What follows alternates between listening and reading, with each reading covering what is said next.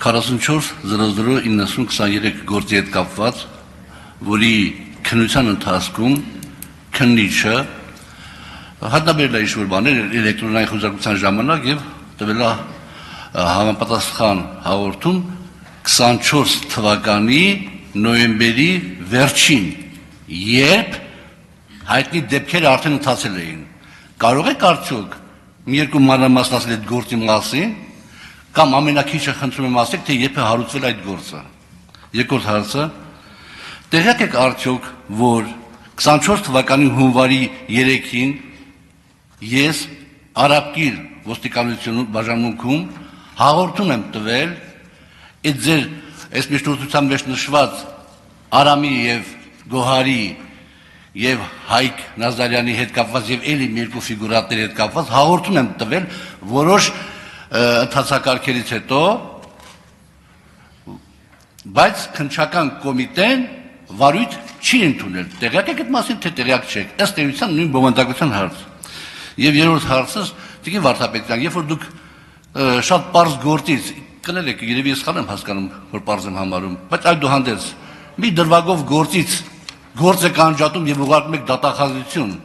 որտեղ Աշոտիկ Կամավոսյանը, չգիտեմ ինչ ճնշումների տակ, իմիջիալոց, Աշոտիկ Կամավոսյանին ես տեսել եմ առաջին անգամ առերեսման ժամանակ, առաջին անգամ ես իրան տեսել եմ առերեսման ժամանակ, եւ ես իմ խոսքում դա կհիմնավորեմ։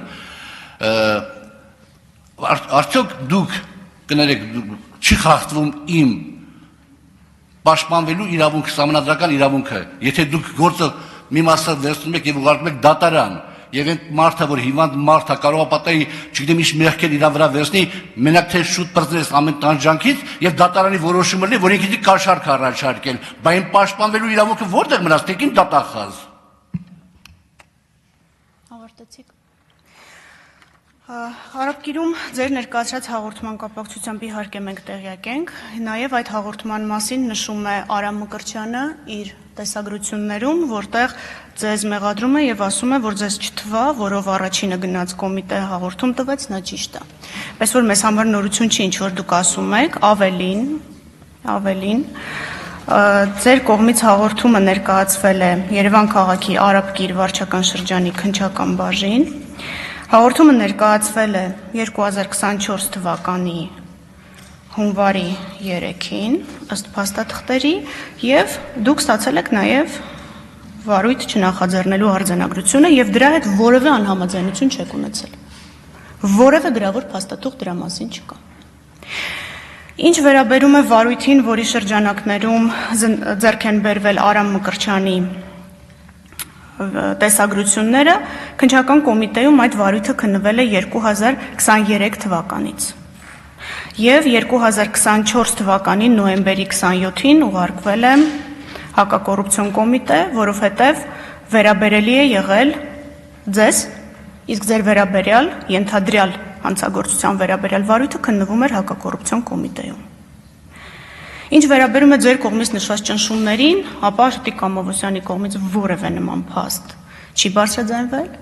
դուք դրա մասին չգիտեմ ինչի հիման վրա եք ենթադրություններ անում, մնացածը արձանագրված է ձեր առջև դրված միջնորդագրի մեջ։ Եվ Արամ Մկրտչյանի տեսագրությունները,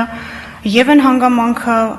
որտեղ եւ երբ են սպասարկվել ձեր ու Սլավիկ Պողոսյանի հեռախոսահամարները, այն ամենը, ինչ որ ես նշեցի, հարգելի պատգամավորներ, դուք կարող եք հետևել նաեւ հեռախոսների տեղակայումների զննություններով, որոնք ներկայացված են մանրամասն միջնորդագրի մեջ։